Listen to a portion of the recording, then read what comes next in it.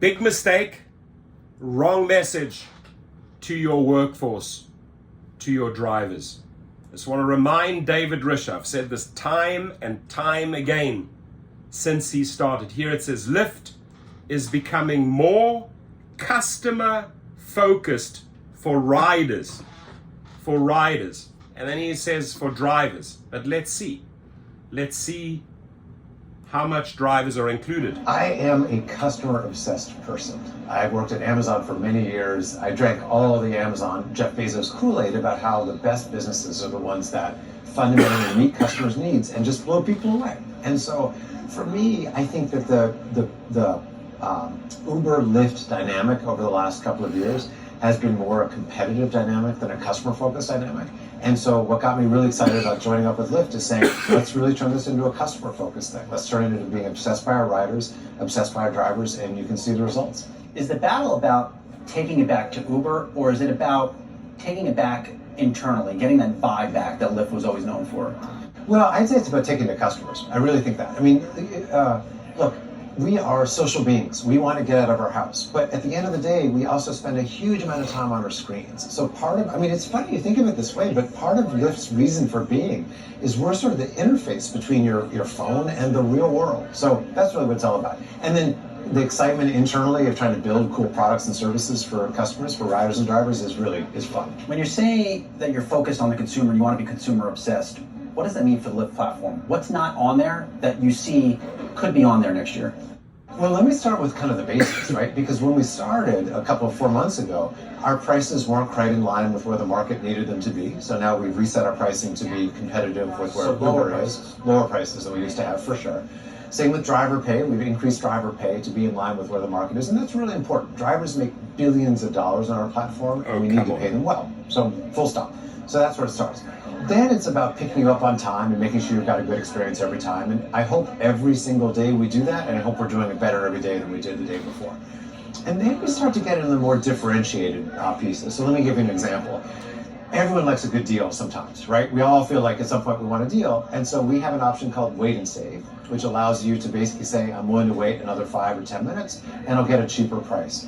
And something like 30% of our riders every single day take us up on that option. So the reason I point that out is because I think it's a really good option for people who want to save a couple bucks. By the way, I think it's better than Uber's shared ride or pooled ride option. Right, you're right. Competitive on that one. And I think it's an example of how, if you really focus on what customers want, you can start to build back to work products, or maybe back to school products, or all sorts of other things that really meet the customers where they are. Are you priced below Uber? What does your data show? So our strategy is to make price shopping kind of a waste of time, if I can say it that way. Does it bother you when Uber has these earnings calls and they say they're not thinking about Lyft? Should they be thinking about Lyft? No, I don't want them thinking about Lyft. I want them thinking about their own problems. They got all sorts of stuff. Their CEO recently said, I wake up every morning thinking how much Uber sucks, and I'm like, that's cool. We agree on that. So I'm just kidding you. Look, my real focus is I want to focus on our customers. And sometimes what I say is, I don't think our big competition is Uber. I think our competition is staying at home, watching Netflix and eating pizza. I mean, as much as fun as that is, I guarantee it's more fun to go out with a friend. When I talk to John Zimmer, I've talked to him many times through the years. He pitched his vision to us about Lyft being everything to everybody, shipping this, doing that. Is that your vision? No. And I think this is an area where John and I would 100% agree. In fact, I know it is. But I think in retrospect, he might say that a little bit differently. And here's what I mean. The best companies are the ones, as we said before, that really focus in and say, what can we do for our customers that really is differentiated? And it's hard to differentiate on everything. It really is. And so our focus is on Rideshare, providing a great experience every single day. For a time, I think particularly as COVID came, there was a real feeling of like, oh my God, the rideshare business, is going away because of COVID or whatever it is, and so let's try a bunch of other things. But we're coming out of COVID and we're saying, guess what? People still want to go to work, they still want to go to school, they still want to get together with their friends and all the rest, so we're really going to focus on that. Your tenure started off, you had to make some tough decisions, notably on staff, to lay off a good portion of the staff. Are you confident you have gotten to the cost structure that you want to get to? Yes. So I appreciate you saying it was hard. It was really hard. Nobody likes it. Of course, employees least of all. Let's be very clear. We had to do it. And the reason we had to do it is because in order to offer good prices, you have to have a cost structure that makes sense. And to your earlier question, if your goal for a while is to sort of try to do everything, you tend to grow your costs. Whereas if your goal is to try to do one thing really well, you have to shrink your costs. So we shrank our costs. That did mean we had to lay off some employees, but we're at a state now where we can innovate on behalf of customers, we can keep the business moving forward, growing financially healthily, and not have to do anything crazy with the costs. And for those not really familiar with your plan, is the bikes business still part of Lyft? Or do you want to be part of Lyft? Yeah, so I'm glad you asked about bikes. Let me just kind of level set for a second.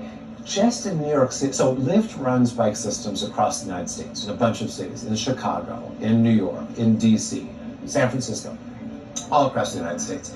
And if you've been on one of those bikes recently, particularly in an e-bike, I hope your experience has been great. I mean, once people start e-bikes, they tend to really fall in love with them. It's a great way to get across the city. In New York alone, we give about 130,000 rides a day. A day. That's as many as in LA. That's as many subway rides as LA does in a day. So I mean, it's a big part of a transportation network now. So for our riders, it's super important. It gets them from point A to point B, often faster than a car, frankly, if it's in New York City. But it's also a capital-intensive business for us. And so we're trying to figure out a way to partner with other organizations that specialize in city infrastructure in a way that allows them to take some of the cost of capital, from us effectively, and allow us to just offer it to our riders without it being such an expense for us. Within the data you are able to receive, what's the health of consumers? Do you see consumers still spending at the clip they were? Are they taking the same amount of rides? What do your users look like? Yeah, it's so interesting. I know there's a little data out there about some retail softness or and concern about student loans and so forth. We're not seeing any of that. On the driver's side, we see really healthy supply, and on the rider side, summer travel was as strong as it's ever been, stronger actually. Back to work is already feeling like it's off to a really strong start, and same with back to school. So we're not really seeing any softness. Lastly, before I let you go, not a lot of folks can say that they were the 37th employee of Amazon. I mean, that's some OG stuff. What did you learn from those early days, and how are you applying it to Lyft? The single biggest thing really was that focus on the customer. And, it's a bit of a cliche now, in part because Jeff Bezos has sort of made it a cliche. Frankly, I'm trying to take it up to the next level at Lyft. One of the things that I would like 3 years from now, 5 years from now, is that Lyft has redefined what it's like to be a customer-obsessed organization. And one of the things I tell our employees sometimes is, if we're ever so unlucky that you go off and get another job, I hope that other company is just thrilled to get you because they know how customer-obsessed you're going to be. That's really what I learned from Jeff and from Amazon. Fair as to what he learned, but he hasn't learned anything about drivers yet, right? The talk for most of those 7-8 minutes was about the consumer, the rider, what he learned at Amazon, what he's applying. There needs to be more about the driver. I'm not feeling it. Your comments, please.